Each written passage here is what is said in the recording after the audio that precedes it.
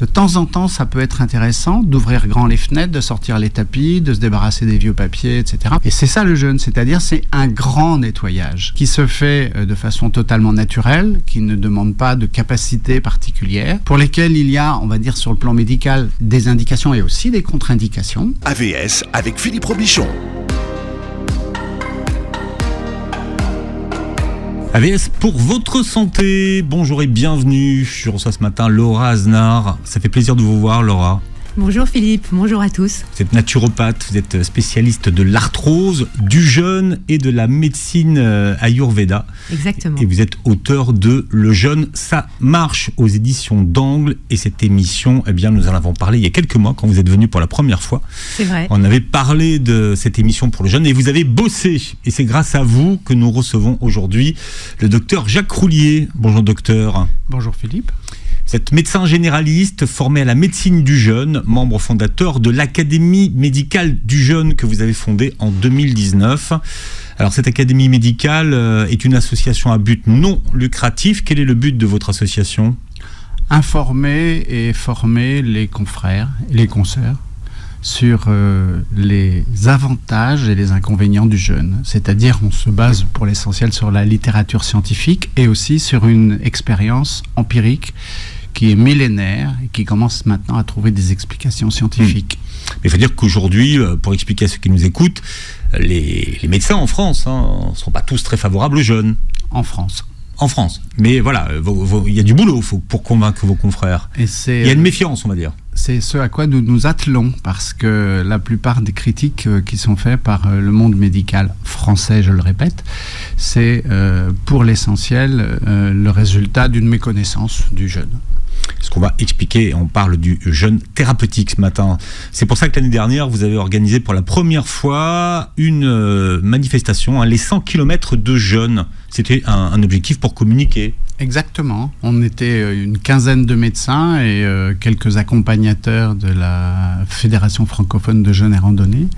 Et l'objectif était de montrer de façon extrêmement pratique qu'on peut ne pas manger pendant une semaine. Ne pas manger, c'est-à-dire vraiment ne rien manger et s'hydrater, boire, et avoir une activité physique, puisqu'on marchait entre 15 et 20 km par jour. Et on a parcouru entre le Mont Saint-Michel et Saint-Malo, le sentier côtier, qui est magnifique à cet endroit, en Bretagne. En jeûnant, on a fait 100 km. Et quand on est arrivé à Saint-Malo, les marcheurs jeûneurs étaient autant, sinon plus en forme qu'au départ. Bien. C'était des médecins. Oui. Alors comment on appelle cette façon de jeûner en buvant ? Parce que alors, ceux qui ont l'habitude de jeûner pendant le mois du Ramadan vont vous dire « mais attends, mais c'est pas un jeûne s'ils boivent ». Le Ramadan, c'est un jeûne intermittent.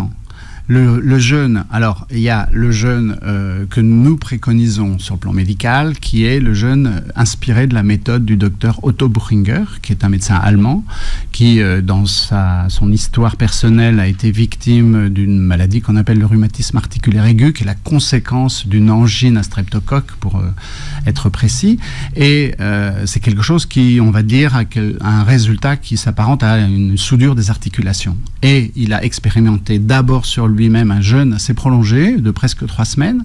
Il a affiné cette méthode et il a fini par l'appliquer à ses patients. Et cette méthode, elle est finalement très simple. Elle est une association entre une restriction calorique très forte, c'est-à-dire on est en dessous de 200-250 kilocalories par jour, on s'hydrate abondamment et on a une activité physique. Et ça, c'est un des paramètres essentiels, parce que cette activité physique, elle contribue au confort et à l'efficacité du jeûne. Il y a 10 ans, en 2014, donc première expérience de jeûne d'une semaine avec votre épouse. Qu'est-ce qui vous a motivé un documentaire que beaucoup de gens ont vu, qui est le documentaire de Thierry de Lestrade et Sylvie Gilman, qui s'appelle « Le jeûne, une nouvelle thérapie ». D'ailleurs, une anecdote à ce sujet que vous connaissez peut-être. Le jeûne, une nouvelle thérapie, c'est le titre du documentaire qui, en français, s'écrit « Le jeûne, une nouvelle thérapie », point d'interrogation. Ce même documentaire, quand il a été diffusé en Allemagne, c'est « Le jeûne, une nouvelle thérapie », point. Aujourd'hui, en Allemagne, c'est remboursé par la sécurité sociale. Par certaines assurances maladie, oui. Oui, il faut expliquer. C'est la différence de...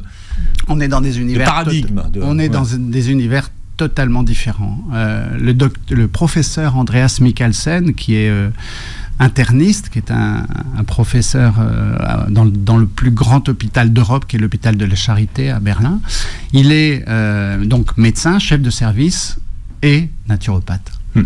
Vous, Laura, première expérience de jeûne suite à l'annonce d'une maladie? Tout pareil, tout comme Jacques, il y a 10 ans, on m'annonce donc une arthrose sévère. Je fais le parcours de tous les arthrosiques, injections, infiltrations, sans guère de résultats. Et puis je tombe au hasard, vous savez ce qu'on dit du hasard, sur un livre qui prône les vertus anti-inflammatoires du jeûne.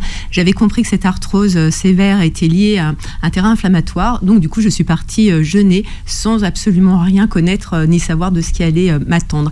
Et effectivement, incroyable, et c'est généralement comme ça en fait que le perçoivent les jeûneurs. Au bout du 3e ou 4e jour, vous avez une espèce de renaissance en fait anti-inflammatoire pour ceux qui ont des troubles inflammatoires. Moi, en tous les cas, j'arrive à me redresser et à remarcher sans les mains, sans bâton, etc. Et le champ des possibles s'ouvre. Bon, comment est-ce qu'on appelle le premier repas de la journée? Le petit déjeuner. En anglais, on dit breakfast, c'est-à-dire la rupture du jeûne. Voilà, c'est ça. Donc en fait, déjà, on jeûne sans le savoir. Tout le monde jeûne, oui. Tout le monde jeûne, en fait. Naturellement. On va dire que le jeûne qui est nocturne, qui se passe, on va dire, de façon habituelle entre le dîner et le petit déjeuner, pour la plupart d'entre nous, c'est une période de repos digestif et qui est aussi une petite période de nettoyage. Mais c'est un peu comme le ménage qu'on fait tous les jours chez soi. De temps en temps, ça peut être intéressant d'ouvrir grand les fenêtres, de sortir les tapis, de se débarrasser des vieux papiers, etc., pour prendre une comparaison un peu imagée. Et c'est ça le jeûne, c'est-à-dire c'est un grand nettoyage qui se fait de façon totalement naturelle, qui ne demande pas de capacité particulière, pour lesquelles il y a, on va dire sur le plan médical, des indications et aussi des contre-indications, parce que bon, comme tous les moyens à prétention thérapeutique, ça réussit pas de la même façon pour tout le monde, mais ce grand nettoyage, c'est quelque chose qui est à la fois naturel, très simple, et dont les vertus sont de plus en plus comprises. Et tous les organismes ne réagissent pas tous de la même façon au jeûne. Ça qu'il faut expliquer quand même, hein. C'est, j'ai envie de dire, pour critiquer la médecine conventionnelle, c'est le problème des protocoles. C'est-à-dire, nous appartenons tous à la même espèce.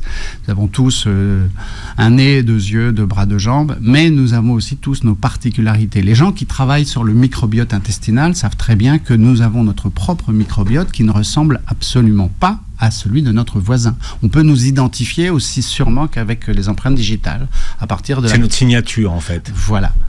Et donc, ces particularités font qu'on ne réagit pas de la même manière aux médicaments, au traitement, quel qu'il soit, et on ne traverse pas non plus une période d'abstinence alimentaire ou de restriction calorique de la même façon. Et leur message à tout le monde, on ne se lance pas dans un jeûne comme ça, sans préparation. C'est quelque chose qui se prépare, c'est quelque chose qui s'anticipe, c'est aussi quelque chose qui se choisit. C'est-à-dire, il y a une différence fondamentale entre être privé de nourriture, ce qui est toujours associé, on va dire, dans l'esprit de chacun de nous, à des événements extrêmement désagréables. Quand on ne mange pas, c'est soit la misère, la guerre, la torture, la privation. Enfin bon, déjà quand on prononce le nom de régime, il y a beaucoup de gens qui reculent, à raison. D'une part parce que c'est contraignant, d'autre part parce que souvent c'est très inefficace. Mais le fait de volontairement choisir de ne pas manger, ça change tout. Oui. Ensuite, la préparation, elle se fait sur un plan alimentaire parce qu'on va faire une décroissance ou une descente alimentaire progressive en restreignant petit à petit surtout la qualité, certains types d'aliments qui vont être progressivement supprimés ou évités. Alors, quelle famille par exemple? Alors, le plus important, c'est de restreindre les glucides. Le plus important. Et puis, les produits animaux. Mais l'objectif, c'est de se rapprocher petit à petit d'une bascule métabolique, qu'on appelle la cétose, c'est-à-dire d'un changement de source d'énergie. Au lieu d'utiliser le glucose, qui est la source la plus utilisée, on va dire habituellement, à l'état nourri, on va utiliser d'autres substrats métaboliques, c'est-à-dire les acides gras pour l'activité musculaire. Et puis, ces acides gras, quand ils sont oxydés par le foie, on va les utiliser sous forme de corps cétonique, thérapeutiques qui vont être l'aliment préféré de nos neurones. Et c'est pour ça qu'au bout de 2-3 jours de jeûne, on se sent tellement bien. On plane. Non, on n'a pas d'hallucination. c'est tout à fait légal, hein, je le précise. Je vous ai dit tout à l'heure, on va faire une émission sur le jeûne thérapeutique. Et vous m'avez dit finalement, est-ce qu'on peut accoler ces deux mots côte à côte ? Alors, si on écoute Laura avec une grande légitimité, vraiment. Alors Laura, on va écouter Laura alors. Puisque si on écoute Laura, on peut associer jeûne et thérapeutique. Merci absolument. Jacques. Alors moi en fait je fais partie de la Fédération francophone de jeûne et randonnée dont parlait Jacques. Et effectivement, moi en tant que naturopathe, je ne propose pas des jeûnes thérapeutiques, mais des jeûnes à des personnes qui sont en état de marche, en fait, aussi bien physiologique que mécanique, puisque nous allons randonner. Et effectivement, grâce à l'Académie médicale du jeûne aujourd'hui en France, il va être possible en fait de bénéficier d'un accompagnement médical si vous en avez besoin, si votre vitalité ou votre maladie le nécessite, ce qui n'était pas le cas avant eux. Les détracteurs du jeûne disent oui, mais de toute façon le jeûne c'est quelque chose qui est proposé par les naturopathes un peu perché dans le Larzac. Voilà, un peu perché dans le Larzac. C'est un peu l'image qu'ils veulent véhiculer. Oui. Oui. Non, alors par exemple, dans la Fédération francophone de jeûne et randonnée, et c'est pour ça que je les ai rejoints, il y a tout un parcours en fait de formation extrêmement sérieux et professionnel en continu, des formations d'ailleurs qui sont proposées par les médecins de l'Académie. Et l'idée, en fait, la première chose que fait un jeûneur lorsqu'il jeûne dans un de nos centres, c'est de payer de la sécurité. Donc on est bien loin de l'image effectivement du naturopathe dans le Larzac et qui fait jeûner les gens comme ça spontanément, sans préparation, sans accompagnement. Alors, au niveau de la littérature scientifique, qu'est-ce qui est scientifiquement prouvé, docteur Houllier, sur, on va dire, le jeûne thérapeutique ? Alors, il y a, je dirais, 2 versants. Il y a un versant qui est scientifique, on va dire scientifique un peu dur, la biologie, la physiologie, la biochimie, où là, ça a permis de comprendre comment est-ce que les mécanismes métaboliques se mettent en place quand on jeûne. Ça, c'est l'appréciation qui a été faite depuis, on va dire, une trentaine d'années, avec une abondance de littérature qui s'accroît de plus en plus, par des gens comme Walter Longo, par le professeur Mikkelsen dont je parlais, par Mark Mattson, par Robin Ménage, enfin toute une équipe de gens internationales aux États-Unis, en Angleterre, en Allemagne, qui travaillent sur les mécanismes intimes, j'ai envie de dire, du jeûne. Donc ça a permis de comprendre, à partir du moment où, par exemple, nos réserves qui sont immédiatement disponibles, c'est-à-dire le glycogène. Le glycogène, c'est quoi ? C'est des petites molécules de glucose qui se tiennent par la main droite dans la main gauche et ainsi de suite. Quand ces molécules de glycogène ont besoin d'être utilisées, on a des enzymes spécialisées qui vont les découper, qui vont mobiliser donc le glucose en l'absence de nourriture pendant un certain temps, puis il y a un moment où le glycogène il est épuisé. Et parallèlement, notre organisme qui sait parfaitement bien utiliser ses ressources, c'est quelque chose qui est vraiment inscrit dans le patrimoine génétique, il va tout à fait simplement utiliser les triglycérides du tissu adipeux pour, comment dirais-je, pour... Qu'est-ce qu'il va en faire ? Il va fabriquer de l'énergie, c'est-à-dire qu'il va scinder les triglycérides en acides gras et en... Tu as perdu le fil, pardon. En corps cétonique. Non. Les triglycérides, il les dissocie en glycérol et en acides gras. Les acides gras peuvent être utilisés tels quels, oxydés dans les muscles pour fabriquer de l'énergie mécanique. Et le glycérol, lui, va être transformé soit en glycérol, soit en d'autres corps qui n'ont pas beaucoup d'importance. Ce qui est essentiel, c'est que les acides gras peuvent eux aussi être transformés, mais là, c'est le travail du foie, en corps cétonique. Et les corps cétoniques sont l'aliment préféré des neurones, c'est-à-dire du système nerveux central. Tant pis, on va utiliser l'expression. On parle du jeûne thérapeutique avec nos invités ce matin. Laura Aznar, qui est naturopathe et spécialiste de l'arthrose, du jeûne et de la médecine Ayurveda, et le docteur Jacques Houllier, qui est médecin généraliste et qui est le créateur, puisque vous étiez combien au moment de la création de l'Académie ? Je suis un des créateurs, c'est un tout petit groupuscule de 4 personnes au départ. L'Académie médicale du jeûne. Voilà, Voilà. Dans votre épouse, avec qui vous avez fait votre premier jeûne. Première expérience. Et c'est vrai que le jeûne thérapeutique est encore très mal connu en médecine. Alors on était en train de voir avant la pause ce qui se passait à l'intérieur de l'organisme et le métabolisme au moment du jeûne, mais on a eu un prix Nobel aussi. Alors le prix Nobel, c'est un prix Nobel qui a été accordé en 2016 à un monsieur japonais et à son équipe qui travaillait depuis 30 ou 40 ans sur un mécanisme qui s'appelle l'autophagie. L'autophagie, c'est un mécanisme tout à fait naturel cellulaire qui appartient d'ailleurs non seulement au monde animal mais même au monde végétal, qui est qu'une cellule qui est privée d'énergie va se mettre en mode protection et va recycler ses composants cellulaires. Vous savez, ces petits organites qui ont des noms exotiques, les mitochondries, le réticulum endoplasmique et autres. Ça devient des stars, ça, en ce moment. Hein. Voilà. Ouais. Ce qui est mitochondrial devient presque commercial. Mais ça, c'est l'exploitation habituelle. En termes de santé, l'exploitation précède souvent les certitudes. Mais en gros, le processus, c'est quoi? C'est que les mauvaises cellules se mangent entre elles. Non, les cellules qui sont anormales ne savent pas du tout faire ça, ou très très mal. Elles supportent mal l'absence de nourriture. Je parle des cellules anormales. Alors les cellules tumorales, qui malheureusement, selon les données les plus récentes, arriveraient quand même à s'adapter à cette absence de nourriture. Mais enfin, de toute façon, elles sont moins bien équipées sur le plan génétique, puisque leur génome est en partie perturbé, leur métabolisme est très perturbé, et donc elles s'adaptent mal à l'absence de nourriture, de glucose. Il y a des exemples, on a un exemple de publication par exemple, qui est que des cellules de glioblastome, qui est une tumeur cérébrale qui est vraiment pas très bon pronostic, les cellules tumorales ne peuvent pas croître quand elles sont baignées, alimentées en corps cétonique. Donc c'est intéressant ça, mais on est encore dans le domaine de la recherche fondamentale pour ça. Et si après on se réalimente et qu'on reprend du glucose, qu'est-ce qui se passe? Ça dépend du contexte. Nous connaissons des personnes qui ont été malheureusement atteintes de cancer, de cancer du rein, de cancer des poumons, voire de cancer métastasé, et qui ont réussi à maîtriser l'évolution de leur maladie, non pas à guérir, mais à maîtriser l'évolution de leur maladie, je reste prudent, en alternant des périodes de jeûne intermittent, de jeûne un peu plus prolongé, ou de régime cétogène, qui est quelque chose, un mode alimentaire qui va restreindre énormément les sucres et les glucides dans l'alimentation et qui donc va avoir des vertus qui s'approchent un peu du jeûne. Après, la question que se posent les médecins et les nutritionnistes, c'est est-ce qu'on peut tenir un régime cétogène sur la durée?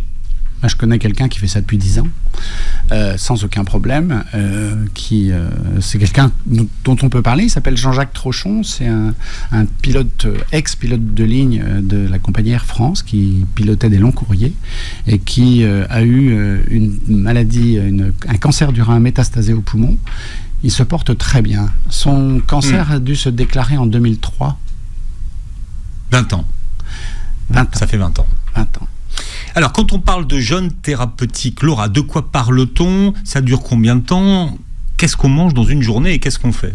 Alors le jeûne thérapeutique, c'est plutôt au docteur qu'il faudrait se tourner. Moi, encore une fois, c'est plutôt du jeûne de bien-être. Et par exemple, quand on parle de l'autophagie d'une façon peut-être plus légère, c'est incroyable parce qu'on lui doit à cette autophagie, par exemple, la disparition des taches de vieillesse, des verrues, un grain de peau qui va s'affiner, un teint qui va s'illuminer. Vous voyez, donc c'est ça qui est vraiment intéressant, c'est que selon qui on est, qu'est-ce qu'on recherche à travers le jeûne, ce jeûne peut être thérapeutique, encore une fois avec accompagnement médical, ou bien plus léger.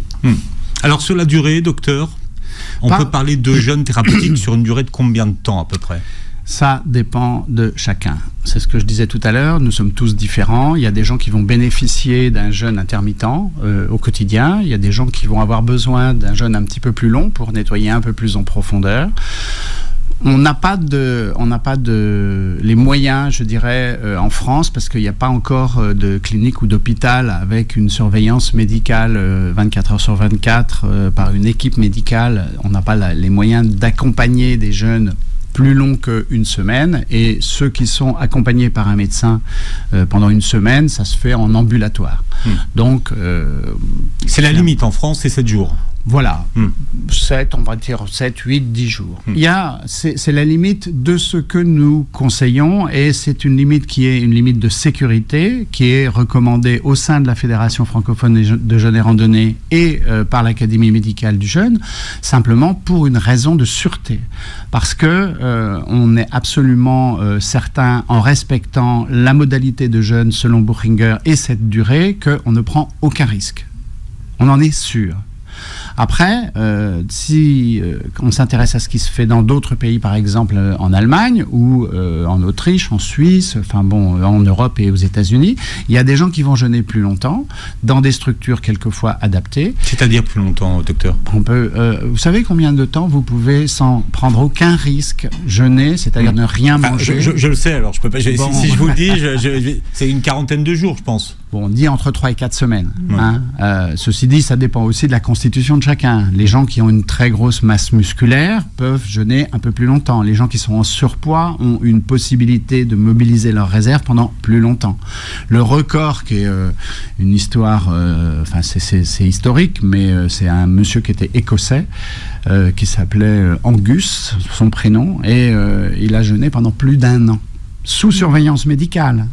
Ça a été publié. Alors quand on parle de jeûner, c'est pas 0 calories dans la journée quand même, hein ? C'est pas 0, mais c'est moins de 200 en ce qui concerne la méthode Buchinger. Donc sous quelle forme ? Les calories qu'on ingère. Ouais. Alors, on va dire c'est presque symbolique.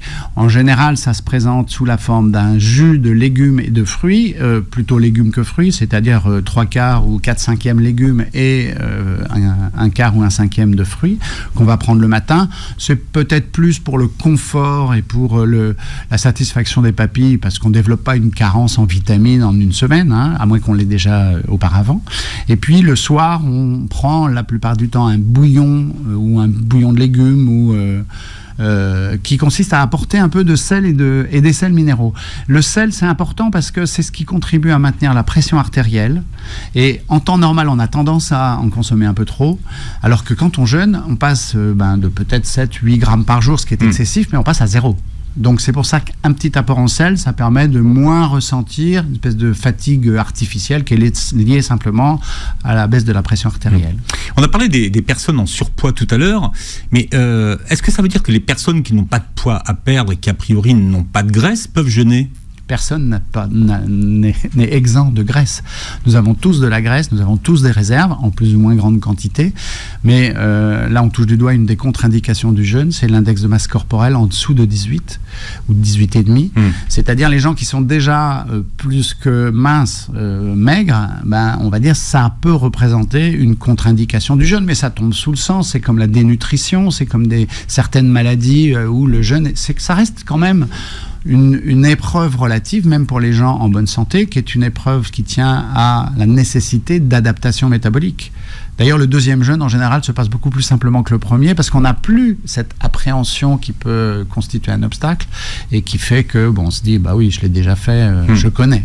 On dit, Laura, que le corps a une mémoire du jeûne. Oui, c'est exactement ça, c'est incroyable, et c'est pour ça, c'est avec plaisir qu'on a la chance de réaccueillir, en fait, nos jeûneurs qui reviennent et reviennent et reviennent, parce qu'effectivement, plus vous jeûnez, plus le corps connaît le chemin, en fait, et plus c'est facile. Et effectivement, en toute logique, moi j'aime beaucoup le docteur Lionel Coutron, qui a préfacé mon livre sur le jeûne, et qui explique en toute logique... Il a écrit un très bon livre sur le jeûne, d'ailleurs, lui aussi. L'art de... le jeûne, tout simplement. Le jeûne. Et effectivement, plus on jeûne, plus on arrive à réformer son hygiène alimentaire, son hygiène de vie, tout simplement, et du coup, plus l'entrée en jeûne se fait facilement, plus le jeûne est facile, plus l'hygiène de vie s'améliore. Et lui, ce qu'il explique, c'est qu'en toute logique, on devrait arriver à une hygiène de vie qui fait qu'on pourrait rentrer en jeûne bien plus facilement. Et le jeûne, j'aime beaucoup aussi Volemi de Toledo, le docteur Volemi de Toledo, qui considère que peu importe, parce que bien souvent, comme c'est aussi une affaire de mode, on a l'impression que plus vous jeûnez, plus c'est jouer les gros bras. En fait, non, c'est vraiment... qui tu es, qu'est-ce que tu attends à travers le jeûne, quelle est ton histoire par rapport au jeûne, quelle est ton histoire par rapport à ton hygiène de vie, qu'est-ce que tu es en train de vivre en ce moment aussi, parce que ça compte, est-ce que tu es dans une période de fatigue ou pas, et à partir de là, on peut mettre en place un jeûne en toute sérénité. J'aimerais vraiment que nos auditeurs aient ça en tête, le jeûne doit être confortable, et pour qu'il soit confortable, il faut absolument pas qu'il soit dangereux, ni improvisé n'importe comment, comme vous le disiez à juste titre tout à l'heure. Donc pour une première expérience, il vaut mieux jeûner accompagné pour comprendre les limites de son son corps, son fonctionnement, et pour pouvoir ensuite introduire le jeûne dans sa vie, tout simplement. Oui, pour ceux qui n'étaient pas là tout à l'heure, on jeûne pas du jour au lendemain. Non. C'est progressif. On commence à supprimer les familles d'aliments. C'est généralement pour une période d'une semaine de jeûne. On a une préparation sur une semaine qui, effectivement, équivaut à enlever jour après jour des familles d'aliments jusqu'à être à une consommation de jus, de fruits et de légumes la veille de votre entrée en jeûne. Et on a une reprise alimentaire qui est à peu près du même acabit, mais en sens inverse. Est-ce qu'il y a une bonne saison, une saisonnalité pour jeûner ? Traditionnellement, il y a beaucoup de gens qui aiment bien coupler le jeûne avec les périodes d'équinoxe, c'est-à-dire à l'automne et au printemps. Au moment où le équinoxe, au moment où le jour est égal à la nuit. J'ajouterais, pour compléter ce que dit Laura, on peut jeûner de préférence en groupe, et j'ai envie de dire bien accompagné, c'est-à-dire pas avec n'importe qui. Alors là, il y a un paramètre essentiel il existe en France, donc la Fédération francophone de jeûne et randonnée, avec des accompagnateurs professionnels formés.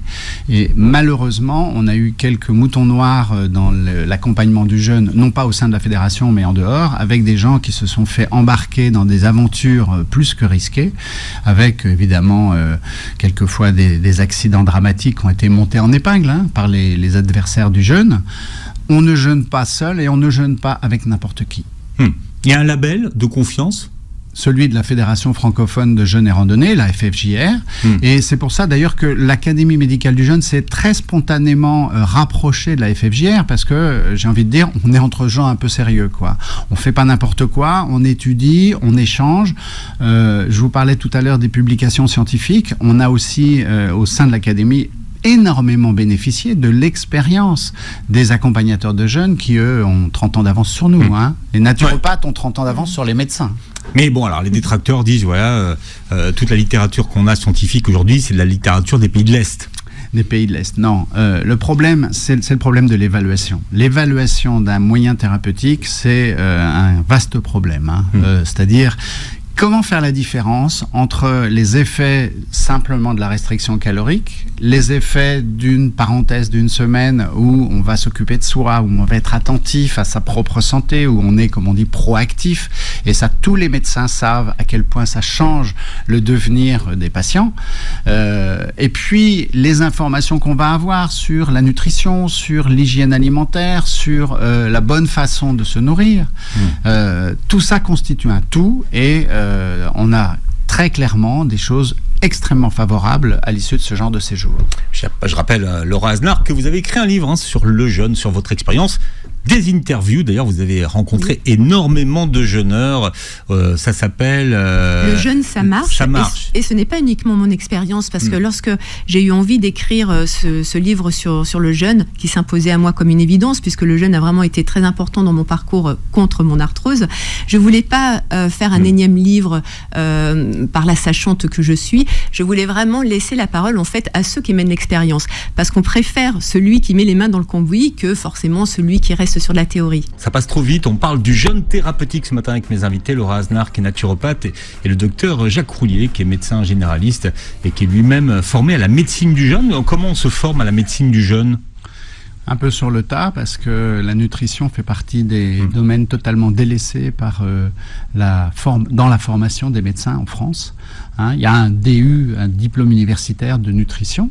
Il y a même des diplômes universitaires de micronutrition. Mais enfin, c'est des petites choses en plus. C'est-à-dire que le tronc commun... Dans le cursus normal. Dans le cursus normal, c'est peut-être entre... Enfin, moi, dans mon cursus à moi, qui commence à dater un petit peu, mais il y avait peut-être 3 ou 4 heures d'information sur la nutrition. Les médecins sont formés au danger de la dénutrition, au danger des carences.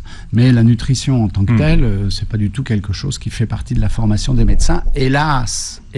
D'ailleurs, dans le jeûne thérapeutique, une des questions qui revient souvent, c'est la question des carences. Alors, j'aimerais qu'on parle des indications et des contre-indications médicales du jeûne thérapeutique. Alors, c'est indiqué pour quel type de pathologie, et quelles sont les pathologies pour qui c'est validé? Alors, pardon de rester un petit peu prudent.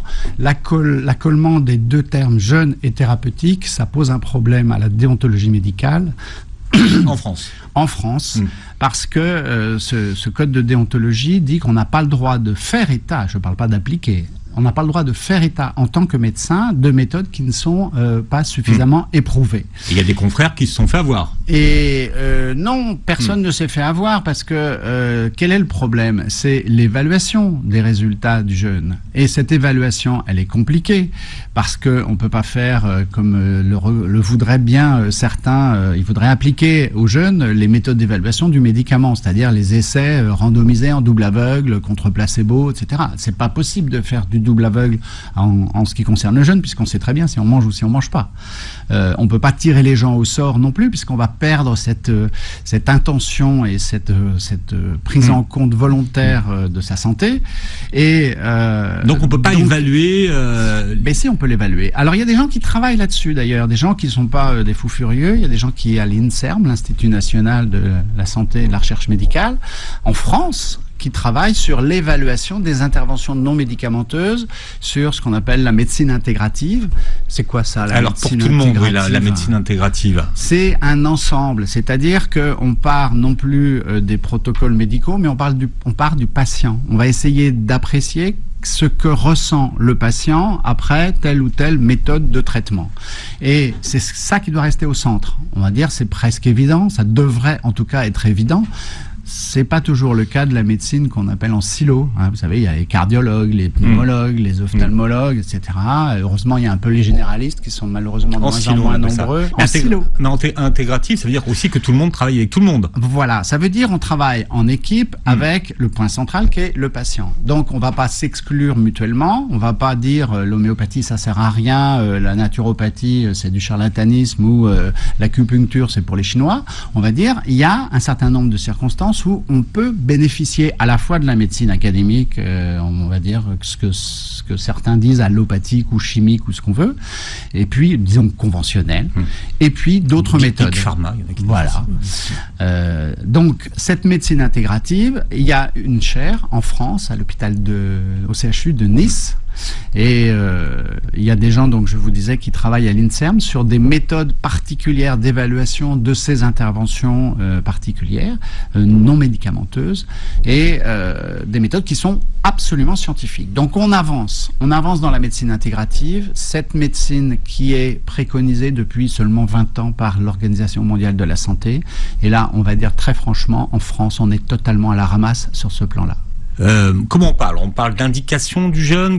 Comment formuler la chose pour pas se faire taper sur les doigts? On va dire qu'il y a des atouts thérapeutiques, il y a des bénéfices qui sont d'une part expliqués par la physiologie, par les études en biologie, un peu plus, on va dire les études scientifiques. Et puis, il y a quand même un paramètre qu'on peut pas contourner, c'est la satisfaction des gens qui font du jeûne. Cette satisfaction qui fait qu'ils reviennent, qu'ils viennent faire un séjour de jeûne et qu'ils reviennent avec leurs conjoints, avec leurs enfants, avec leurs parents, avec des amis, parce que les 10 enfants conjoints ou amis ont dit mais on t'a jamais vu comme ça, qu'est-ce que t'as fait? Les indications, je réponds quand même, très clairement. On va dire les maladies inflammatoires dans leur ensemble, que ce soit les inflammations articulaires, qu'elles soient chroniques ou aiguës, que ce soit la polyarthrite rhumatoïde, la spondylarthrite ankylosante, le psoriasis, etc. Toute cette panoplie d'affections qui sont pas mortelles, mais très très handicapantes et très pénibles pour les patients. Les inflammations digestives, c'est-à-dire les maladies intestinales chroniques inflammatoires, on les appelle les MICI. Ça, c'est vraiment quelque chose qui est un travail qui se fait aussi petit à petit avec, en complément des adaptations du régime alimentaire. Puis alors, elles sont très à la mode avec toute la littérature autour du microbiote. Absolument. Le microbiote, si on prend ce point précis, il est modifié par le jeûne d'une façon extrêmement favorable dans le sens d'un équilibre. On sait que tous les déséquilibres du microbiote font le lit de beaucoup de maladies et que ces déséquilibres qu'on appelle les dysbioses sont malheureusement la cause d'habitudes alimentaires qui sont pas les bonnes. En termes d'inflammation, il y a aussi les maladies métaboliques. Le diabète, qui est considéré maintenant comme une maladie inflammatoire, le diabète de type 2, bénéficie de façon assez spectaculaire du jeûne. Il y a des pays, par exemple, comme le Canada, où il y a des protocoles à base de jeûne pour le diabète de type 2. Alors, il y a toute une littérature qui est documentée sur notamment les chimiothérapies. sur l'intérêt de jeûner avant les chimios. On est un petit peu au début de ça. L'expert, qui est d'ailleurs un des membres de l'Académie médicale du jeûne, s'appelle le docteur Jean-Loup Mouisset, qui est oncologue, qui est le créateur des centres ressources. Alors lui, il est dans la médecine intégrative complètement, c'est-à-dire il a créé des centres où on va s'occuper de tout ce qui n'est pas médical pour des gens qui sont traités pour un cancer. Et donc Jean-Loup Mouisset, c'est quelqu'un qui est absolument convaincu des avantages possibles du jeûne pour la tolérance des traitements contre le cancer, que ce soit la chimiothérapie, la radiothérapie ou même des immunothérapies. C'est une façon de bien supporter le traitement, peut-être même de renforcer son efficacité.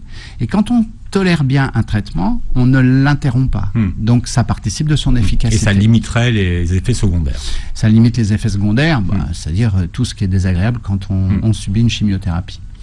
Laura, qu'est-ce que vous avez envie de nous dire sur les maladies inflammatoires et sur ce que jeûner vous a apporté à vous? Donc là, c'est votre témoignage, en tant que patiente. Qui m'intéresse. Oui, parce qu'effectivement, moi j'ai beaucoup de chance parce que je suis des deux côtés de la barrière. Je suis à la fois actrice et témoin. Si vous voulez mon témoignage en tant qu'actrice, si je fais allusion à mon premier jeûne, je n'arrivais plus à monter les trottoirs et au bout du 3e jour de jeûne, j'arrive à remonter. J'avais choisi un endroit où les randonnées étaient très escarpées et j'arrivais donc à les faire très très facilement.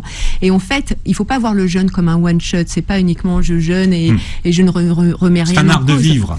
Et je suis naturopathe, donc il y a toujours une affaire de terrain et de cause, un peu comme si cette arthrose était l'arbre qui cachait la forêt. Et le jeûne, moi, m'a permis en fait de m'occuper de ma forêt. Et c'est ça que permet le jeûne, en fait, c'est de prendre conscience de qu'est-ce qui fonctionne et qu'est-ce qui fonctionne pas bien, et voir comment est-ce qu'on peut être acteur. Et le jeûne, en fait, permet ça. C'est extraordinaire parce que, en fait, c'est le début d'une histoire, et ça vous invite à repenser votre façon de vivre. Ce que fait souvent la maladie, d'ailleurs. Aussi, effectivement. Vous faites des cures de jeûne par an, à peu près, à quelle fréquence? Moi, à titre personnel, alors ça dépend si je vais en Inde ou pas. Parce que quand on vous appelle, vous êtes toujours plus ou moins en cure de jeûne. Donc, oui, parce que j'en organise, c'est pour ça. C'est pour ça, oui. Mais je ne jeûne pas à chaque cure. Mais effectivement, à titre personnel, je jeûne généralement 2 fois par an.